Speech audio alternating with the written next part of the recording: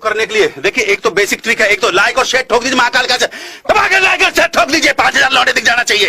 ये 4000 के लिए मैं यहाँ पे नहीं खड़ा हूँ, पूरा साल मेहनत करता हूँ आपके लिए बेटा। ऐसा नहीं चलेगा, ऐसा नहीं चलेगा।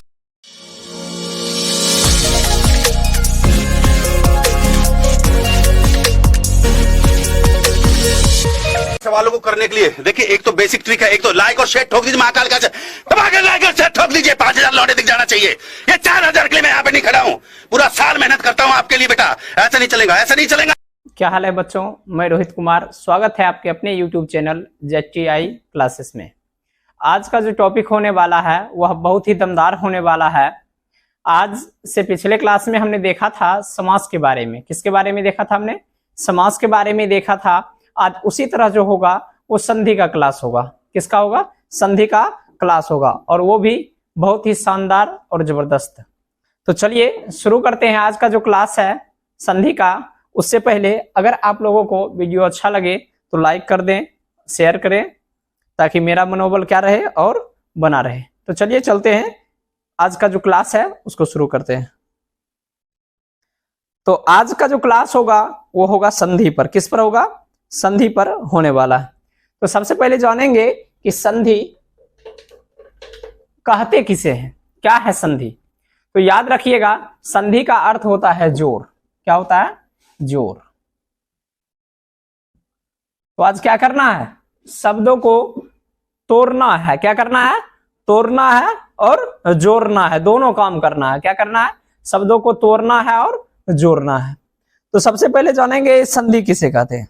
तो कहा जाता है संधि दो वर्णों के मेल से। याद रखिएगा, संधि में क्या किया जाता है? दो वर्णों को मिलाया जाता है। क्या किया जाता है? दो वर्णों को मिलाया जाता है।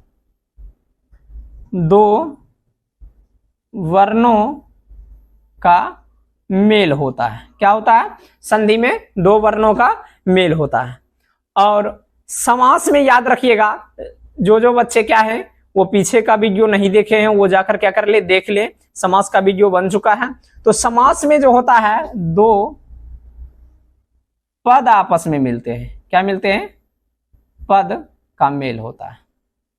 दो पदों का मेल होता है। तो अगर आपसे ये पूछा जाएगा कि दो वर्णों का मेल किसमें होता है, तो याद रखिएगा कि संधि में होता है। किसमें होता है? संधि में। और दो पदों का योग किसमें होता है? वो समास में। किसमें? समास में। तो वर्ण किसे कहते हैं? सबसे पहले इसमें आया वर्ण।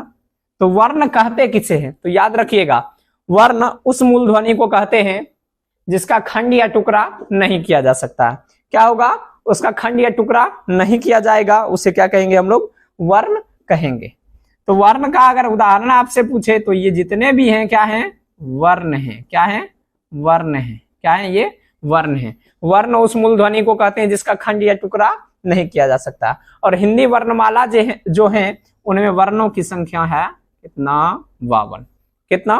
52। अगर आपसे स्वर वर्ण पूछे जाए तो स्वर वर्ण की संख्या जो है वो 11 है। क्या है? 11। कहां से कहां तक? ये अ से लेके औ तक। अगर आपसे ये पूछा जाए व्यंजन का, तो याद रखिएगा व्यंजन का जो है वो है 33। कितना है? 33 है। और आता है एक अंगस्वर आता है। क्या आता है? अंगस्वर। और ये जो अ है इसको कहा जाता है अयोग वाहक। क्या कहा जाता है? अयोग वाहक। तो अब ये में वर्ण नहीं पढ़ना है या वर्णमाला नहीं पढ़ना है, हमें पढ़ना क्या है? संधि। तो हम चलते हैं क्या? संधि के और चलते हैं। तो संधि किसे कहते हैं? जब क्या होते हैं? दो वर्ण आपस में मिलते हैं। जब दो वर्ण आपस में मिलते हैं तो उसे क्या कहा जाता है? संधि कहा जाता है। उदाहरण देखते हैं इसका, है देवेंद्र। क्या है? देवेंद्र। देव। देव में जब आप क्या करते हैं, वो को थोड़ा खींचते हैं, खींचकर पढ़ते हैं, तो वो में क्या आता है? ओ आता है। और हर्षई में क्या है? ये इधर तो हर्षई है, तो ओ और हर्षई मिलकर क्या बनता है? ए बनता है। क्या बनता है? ए। देख लीजिए यहाँ ए है। ये कौन सा? ये संधि है। क्या है? संधि। इसमें दो वर्ण क्या हो रहे हैं? अलग हो रहे हैं। क्या हो रहे हैं? अलग हो रहे हैं। हाँ। और यहाँ दो वर्णों का क्या हो रहा है? अलग होकर क्या हो रहा है? यहाँ मेल हो रहा है। क्या हो रहा है? मेल हो रहा है। और नए शब्द वर्ण की क्या होती है? उत्पत्ति होती है या हो रही है। तो इसे कहा जाता है क्या? संधि कहा जाता है। क्या कहा जाता है? संधि। चलिए देखेंगे संधि का प्रकार। जैसे समास का कुछ प्रकार था उसी प्रकार क्या होगा, संधि का भी कुछ प्रकार होगा। तो संधि कहा जाता है 3 प्रकार होते हैं। कितने होते हैं? 3 प्रकार। कितने प्रकार संधि के?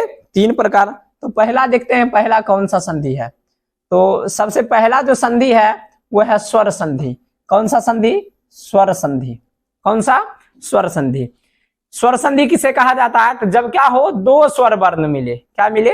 2 स्वर वर्ण मिले, तब जो विकार उत्पन्न होगा उसे कहा जाता है क्या? स्वर संधि कहा जाता है। मतलब दोनों जगह क्या मिलना चाहिए? स्वर। तो याद रखिएगा, आपको बताया गया क्या, स्वर कहां से कहां तक? स्वर आपको बताया कहां तक? व से लेके औ तक। तो इसी का मेल होना चाहिए। क्या होना चाहिए? इसी का मेल होना चाहिए। तो इसको क्या करते हैं, हम उदाहरण से समझ लेते हैं कि क्या स्वर का मेल हो रहा है या नहीं। देखिए विद्यालय, विद्यालय का क्या? विद्या आ, और आलय में भी क्या? आ। दोनों मिलकर क्या बनता है? आ बनता है। देख लीजिए, अ से आके औ के बीच में है आ, है, इसलिए कौन सा संधि? स्वर संधि। समझ में आया? आगे है गिरीश। क्या? गिरीश। गिरी, हर्षई, जोर, दीर्घई, ये दोनों मिलकर बनाता है दीर्घई। क्या बनाता? दीर्घई। तो अ से औ के बीच, तो ये भी क्या? स्वर संधि। याद रखिएगा, स्वर संधि में क्या होता है? 2 स्वर वर्ण मिलते हैं। क्या मिलते हैं? 2 स्वर वर्ण मिलते हैं, तब उसे क्या कहा जाता है? स्वर संधि कहा जाता है। चलिए अगले पर चलते हैं। अगला क्या है? तो स्वर संधि के कुछ प्रकार हैं। क्या है? प्रकार हैं, उनके बारे में हम क्या कर लेते हैं? जान लेते हैं। और ये बहुत महत्वपूर्ण है। क्या है? बहुत महत्वपूर्ण है। जो क्या करेंगे, 10th का एग्जाम देंगे। ये 2024 में क्या होने वाला है? 10th का एग्जाम होने वाला है। तो आप लोग इसके लिए क्या करें, अच्छी तरह से तैयारी कर ले। समझ में आया? ताकि आपका जो रिजल्ट हो वो अच्छा हो। आप क्या टारगेट बना के रखें कि क्या इसके पार ले जाना है। क्या करना है? इसके पार ले जाना है। आप जब टारगेट बना रखिएगा तो थोड़ा कम हो या ज्यादा हो, वहां तक आप क्या कर सकते हैं? जा सकते हैं। तो टारगेट ये आप लोगों का रहना चाहिए। तो उसमें क्या है, ये संधि, समास, ये जो भी व्याकरण का जो है वो सारा पूछा ही जाएगा। तो चलिए आते हैं संधि पर। तो संधि के 3 भेद। कितने? 3 भेद। स्वर, व्यंजन और विसर्ग। कौन कौन? स्वर, व्यंजन और विसर्ग। स्वर संधि के कितने भेद? 5 भेद। कितने भेद? 5 भेद। याद रखिएगा, स्वर के कितने भेद? 5 भेद होते हैं। पहला जो है दीर्घ संधि है। क्या है? दीर्घ संधि। तो याद रखिएगा, दीर्घ में क्या होता है? एक ह्रस्व और एक दीर्घ स्वर। स्वर के ये प्रकार हैं वर्ण के। तो ह्रस्व स्वर का उच्चारण में क्या लगता है? कम समय लगता है, और दीर्घ के उच्चारण में अधिक समय लगता है। क्या लगता है? अधिक। अगर इसका उदाहरण पूछा जाएगा तो अ, हर्षई, हर्षऊ, और इसका पूछा जाएगा तब क्या? आ, दीर्घई, दुर्गऊ। आप उच्चारण करके देख ले, इनमें आपको क्या लगेगा? कम समय लगेगा, और इन सबों के उच्चारण में अधिक समय लगेगा। तो याद रखिएगा, जिनके उच्चारण में कम समय लगता है वो ह्रस्व स्वर, और जिनके उच्चारण में अधिक समय लगता है वो क्या? दीर्घ स्वर। तो आपको दीर्घ संधि हम बता रहे हैं। तो संधि में क्या? जब इस वर्ण के बाद अ, आ, हर्षई, हर्षऊ, दुर्गऊ जो भी हैं, इनके बाद अगर ह्रस्व या दीर्घ स्वर आते हैं और दोनों मिलकर दीर्घ ही बनाते हैं, दीर्घ स्वर का ही निर्माण करते हैं, तब उसे कहा जाता है क्या? दीर्घ संधि कहा जाता है। क्या कहा जाता है? दीर्घ संधि कहा जाता है। चलिए उदाहरण से हम समझते हैं। देखिए भानुदय है। क्या है? भानुदय। ये देखिए, इसमें क्या? हर्षऊ, और इसमें क्या? हर्षऊ। दोनों मिलकर क्या बनाया? दुर्गऊ। देखिए यहाँ दुर्गऊ है। दुर्गऊ क्या? इसके उच्चारण में अधिक समय लगता है। ये क्या? दीर्घ स्वर बना, दीर्घ स्वर, इसलिए क्या? दीर्घ संधि। गिरेंद्र, गिरी, हर्षई, जोर हर्षई, बराबर क्या? दीर्घई। दीर्घई देखिए किसमें? दीर्घ में, इसलिए क्या? दीर्घ संधि। अगला क्या है? गिरीश। इसमें हर्षई और इसमें क्या? दीर्घई। याद रखिएगा, हर्षई दीर्घई भी मिलकर क्या बनाता है? दीर्घई ही बनाता है। दीर्घई देख लीजिए, हाँ दीर्घई, इसलिए क्या? ये दीर्घ स्वर है, इसलिए ये क्या? कौन सा संधि? दीर्घ संधि। कौन सा संधि? दीर्घ संधि। चलिए स्वर का जो अगला है वो दीर्घ के बाद आता है गुण। क्या आता है? गुण। हम देखते हैं गुण। ये सब जितने भी लिखा जाता है वो क्या कर लें आप लोग? याद कर लें, ताकि आगे जो है आपको दिक्कत ना हो बनाने में या समझने में। दीर्घ के बाद आता है क्या? गुण। कौन सा आता है? गुण संधि। गुण किसके भेद? स्वर के। स्वर के कितने भेद? 5। संधि के कितने भेद? 3। कितने? 3। आइए चलते हैं गुण संधि पर। तो गुण संधि कहा जाता है कि यदि ओ आ के बाद ओ या आ या हर्षई दीर्घई हर्षऊ दुर्गऊ या री के बाद अगर कुछ आते हैं तो इनका देखिए क्या हो जाता है। ओ या आ के बाद अगर हर्षई या दीर्घई आते हैं तो दोनों का क्या हो जाता है? ए हो जाता है। क्या हो जाता है?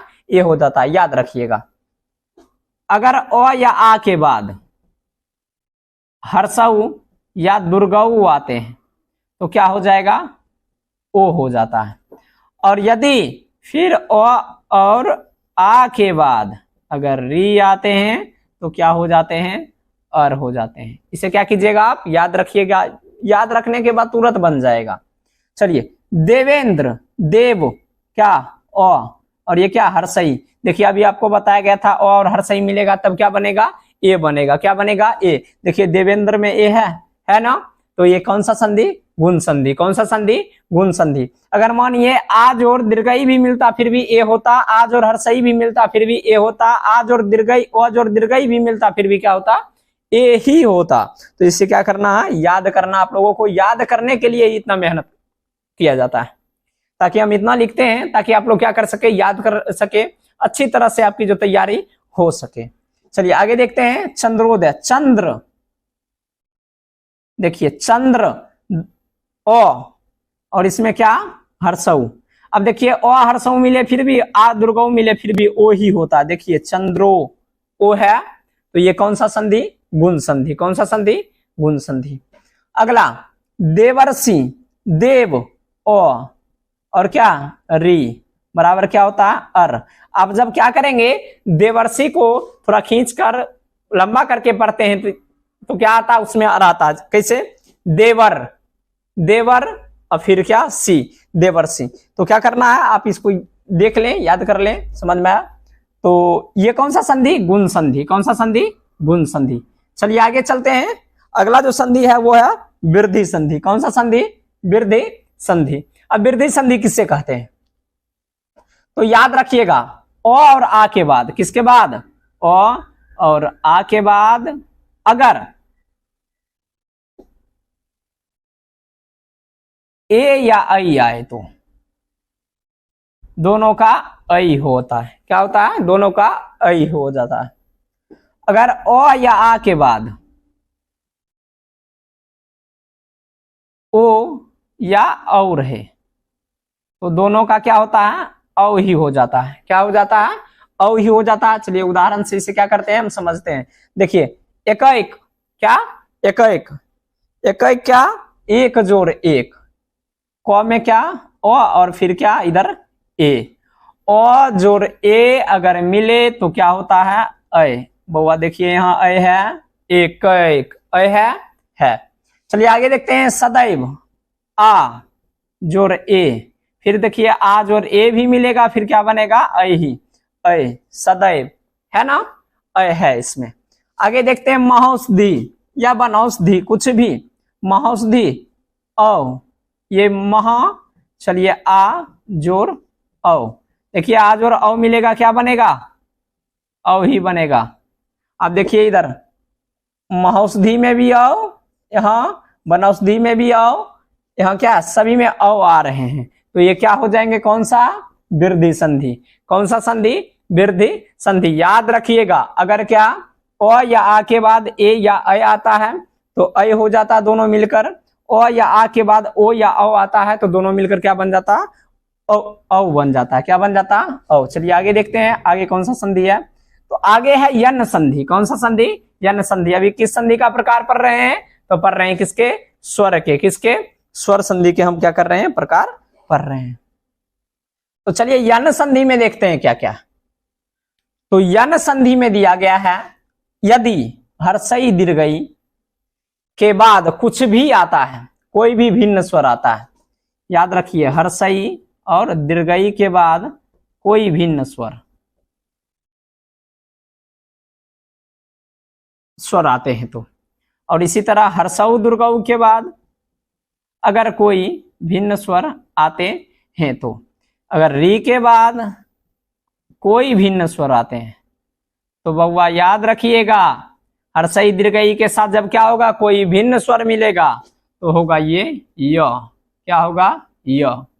उसके बाद हर्षऊ दुर्गऊ के बाद अगर बनता है कुछ भी तो वो, और री के बाद बनता है तो रो। मतलब कोई भिन्न स्वर, मतलब क्या, वो जो 11 बताया गया, 9 जो बचे, कौन सा बचे, 9। ओ आ, इसके बाद हर्षई दीर्घई आ ही गया, हर्षऊ दुर्गऊ आ ही गया। ये जो बचे हुए हैं इनके साथ अगर कोई भी मिलते हैं तो क्या क्या हो जाएंगे, हर्षई दीर्घई के साथ अगर कुछ मिलता तो यो, हर्षऊ दुर्गऊ के साथ अगर कुछ मिलता तो वो, और री के साथ कोई अन्य स्वर याद क्या रखना है, स्वर जो 11 बताए गए हैं वो अगर मिलते हैं तो इसका क्या हो जाता है, रो हो जाता है।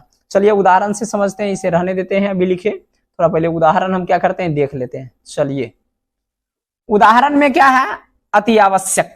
क्या, अति आवश्यक। तो अति, इसमें हर्षई और यहाँ क्या, आ। देखिए हर्षई दीर्घई के बाद एक भिन्न स्वर आया ना, तो क्या, यो। देखिए है यो, इसमें है। अगला देखते हैं क्या है, अनव्यय। तो अनु, अनु और ए। तो अनु में क्या, हर्षऊ, हर्षऊ के साथ क्या मिला, सॉरी अ मिला। क्या मिला, अ। हर्षऊ के बाद कोई भिन्न स्वर आ रहा तो वो होना चाहिए। देखिए वो है अनव्यय, है ना। तो ये कौन सा संधि, याद रखिएगा, यन संधि। कौन सा संधि, यन संधि। समझ में आया, हाँ, क्या कौन सा संधि, यन संधि। चलिए आगे चलते हैं। हमें लगता है क्या, ये स्वर संधि जो हैं उनके अंतिम भेद, उनके अंतिम प्रकार के बारे में अब जानेंगे। अंतिम प्रकार जो है वो है आयादी संधि। कौन सा संधि, आयादी संधि। वो क्या करना है, पूरा एकदम याद करना है, एकदम पूरा तैयारी के साथ क्या करना, 2024 का जो एग्जाम आने वाला है उसमें बैठना है, कहीं किसी भी प्रकार का दिक्कत ना हो। तो आयादी संधि क्या है, देख लीजिए। इसमें बताया गया ए ऐ ओ औ के बाद कोई भी भिन्न स्वर आते हैं। ए के बाद कोई भिन्न स्वर, सॉरी ये क्या होंगे, भिन्न स्वर। ऐ के बाद कोई भिन्न स्वर, ओ के बाद कोई भिन्न स्वर, और औ के बाद क्या, कोई भिन्न स्वर आते हैं तो क्या हो जाएगा, याद रखिएगा, ए का ऐ होगा। क्या होगा, ऐ। मतलब ये ऐ नहीं, ये नहीं, ये नहीं, ये ऐ होगा। फिर ऐ का आय होगा। क्या होगा, आय। ओ का क्या होगा, अब होगा, और औ का क्या होगा, आब होगा। आप क्या करें, इसे लिख लें वीडियो रोक कर, क्योंकि ये आगे क्या काम आने वाले हैं। चलिए इसे उदाहरण से क्या कर लेते हैं, थोड़ा समझ लेते हैं। तो नयन, पहला उदाहरण क्या है, नयन। देखिए ए है, यहाँ क्या है, ए, और ए के साथ कोई भिन्न स्वर मिला, अ मिला। ए के साथ जब कोई भिन्न स्वर मिलता तो ऐ होता है। क्या होता है, ऐ। अब नयन को पढ़िए थोड़ा खींचकर, नए अन। क्या, नए अन, नयन। समझ में आया। तो इसमें क्या आ रहे हैं, ऐ आ रहे हैं। अगला देखते हैं, नयन के बाद जो है क्या है, तो है गायक। क्या है, गायक है। गायक, गए, ऐ। फिर इसके साथ भिन्न स्वर ओ। देखिए ऐ के साथ अगर कोई भिन्न स्वर आ रहा तो क्या, आय। गायक पढ़िए फिर से, गाय, आय, फिर अक, गायक। आता है इसमें, आय आता है ना, हाँ। तो ये क्या है, आयादी संधि। पावक, देखिए औ के साथ क्या मिला, अ मिला। क्या मिला, अ मिला। पाव, पाव, आव, फिर अक, पावक। समझ में आया। तो इस प्रकार क्या करना है, आप जो ये जो लिखे जा रहे हैं उन्हें क्या कर लें, याद कर लें। तो क्या है, संधि एक बार देखेंगे और क्या होगा, क्वेश्चन जो है वो बनेगा, और वो भी सही बनेगा। क्या बनेगा, सही बनेगा, एक भी नहीं छूटेगा। तो याद रखिएगा, जितने भी लिखे जा रहे हैं उसे क्या करना है, आप लोगों को याद कर लेना है। चलिए ये तो था संधि का प्रकार। किसका प्रकार, संधि का प्रकार। थोड़ा रिवीजन कर लेते हैं। तो वर्ण किस में मिलते हैं, दो वर्ण, याद रखिएगा। संधि में दो पद किसमें मिलते हैं? समास में। संधि के कितने भेद? तो 3 भेद। कितने भेद? 3 भेद। स्वर संधि के कितने भेद? 5 भेद। स्वर वर्ण कितने? 11। व्यंजन वर्ण कितने? 33। अयोग वाहक कितने? 2। फिर स्वर वर्ण के कितने, स्वर वर्ण बोलते हैं, स्वर संधि के कितने? 5 भेद। 5 भेद में अभी क्या क्या हुआ? दीर्घ, कौन कौन सा? दीर्घ, गुण, वृद्धि, अयादि और यन संधि। कौन कौन? दीर्घ, गुण, यन, वृद्धि और अयादि संधि अभी क्या किए हम? 5 पढ़े हैं। आइए आते हैं व्यंजन के पास। किसके पास? व्यंजन के पास। व्यंजन के बाद फिर क्या? विसर्ग संधि। तो व्यंजन संधि में जो है क्या, जब स्वर और व्यंजन दोनों मिलते हैं, क्या मिलते हैं? स्वर और व्यंजन दोनों मिलते हैं, उसे व्यंजन संधि कहा जाता है। याद रखने के लिए याद रखिएगा, जब क्या लगा रहे? हलंत लगा रहे। क्या लगा रहे? हलंत। जिसमें भी हलंत लगा रहे वो क्या होगा? व्यंजन संधि होगा। क्या होगा? व्यंजन संधि। चलिए देख लेते हैं हलंत। देखिए दिगंबर, दिक, दिक क में क्या है? ये क में हलंत लगा है। हलंत लगा तो क्या? व्यंजन संधि। जगतनाथ, जगत तो में क्या लगा? हलंत लगा। ये क्या हो जाएगा? सॉरी, जगन्नाथ होना चाहिए था, यहाँ क्या होना चाहिए था? जगन्नाथ। फिर जगत जोड़ नाथ, ये क्या हो गया? व्यंजन संधि। फिर आ जाइए और भी व्यंजन का क्या करते हैं, उदाहरण देखते हैं। तो व्यंजन का जैसे उल्लेख, उत जोर लेख, देखिए आया हलंत। कौन सा संधि? व्यंजन संधि। उच्चारण, उत जोर चारण, क्या आया हलंत? कौन सा संधि? व्यंजन संधि। तो याद रखिएगा व्यंजन में क्या, जिसमें हलंत आते हैं उन्हें क्या कहा जाता है? व्यंजन संधि कहा जाता है। अब चलेंगे लास्ट जो है विसर्ग संधि। कौन सा संधि? विसर्ग संधि। विसर्ग संधि के बारे में हम क्या करते हैं? जान लेते हैं। तो याद रखिएगा बउआ, विसर्ग संधि जिसमें स्वर व्यंजन दोनों मिलते हैं। क्या मिलते हैं? स्वर व्यंजन दोनों मिलते हैं और विकार उत्पन्न करते हैं, उसे क्या कहा जाता है? विसर्ग संधि कहा जाता है। क्या कहा जाता है? विसर्ग संधि। और शॉर्ट में इसमें अभी क्या बताया गया? हलंत लगा रहेगा व्यंजन में, और विसर्ग में क्या? विसर्ग लगा रहेगा। चलिए देखते हैं। जैसे निष्फल, क्या? निष्फल। निष्फल में देखिए निह विसर्ग लगा है, तो ये क्या? विसर्ग संधि। निश्चय, देखिए निह लगा है, क्या? विसर्ग संधि। निरोग, निरोग, क्या? निह जोर रोग, क्या? निह जोर रोग, देखिए विसर्ग लगा है। निराकार, क्या हो जाएगा? निह जोर आकार। वो देखिए विसर्ग लगा है, तो क्या? विसर्ग संधि। तो आपको सिंपल क्या याद रखना है? स्वर में स्वर वर्ण मिलेंगे, व्यंजन में हलंत लगा रहेगा, और विसर्ग में क्या लगा रहेगा? विसर्ग लगा रहेगा। स्वर वर्ण के 5 भेद याद करने के लिए क्या है, हम कुछ नोट्स देते हैं, कुछ लिखा हुआ देते हैं, जिसे आप क्या कर लीजिएगा? याद कर लीजिएगा। याद करने के बाद एक भी संधि का क्वेश्चन जो है वो छूटने वाला नहीं है। तो चलिए क्या करते हैं, आपको जो है नोट्स हम दे देते हैं, आप लोग क्या करें? उसे उतार लें, याद कर लें। याद कर लेंगे बहुत अच्छा रहेगा, ताकि आने वाला जो एग्जाम है उसमें आपको दिक्कतें नहीं आएगी।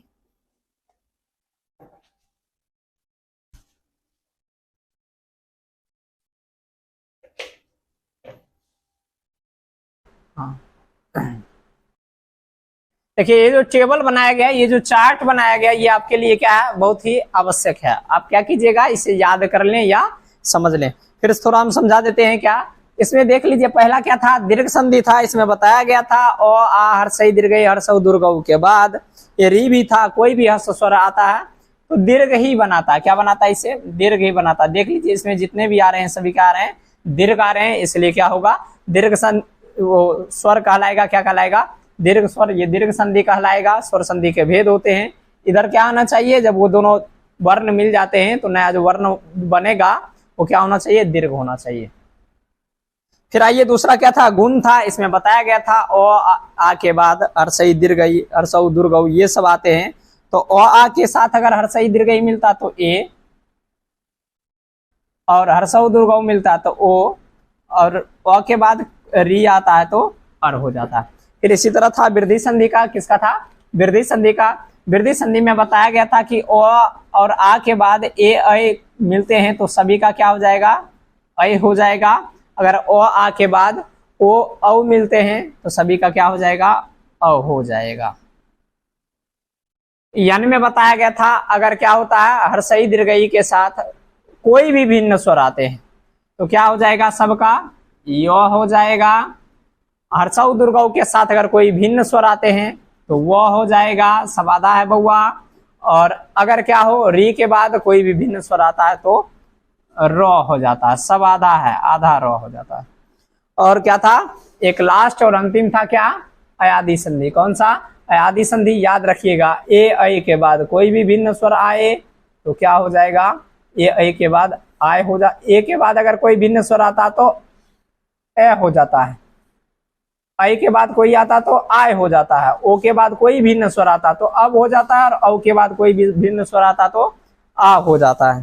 तो अब क्या करें, इसे तैयार कर लें, जितने भी बताए गए। उम्मीद है कि आप लोगों को समझ में आया होगा। तो आज का क्लास क्या होता है, यहीं पर समाप्त होता है।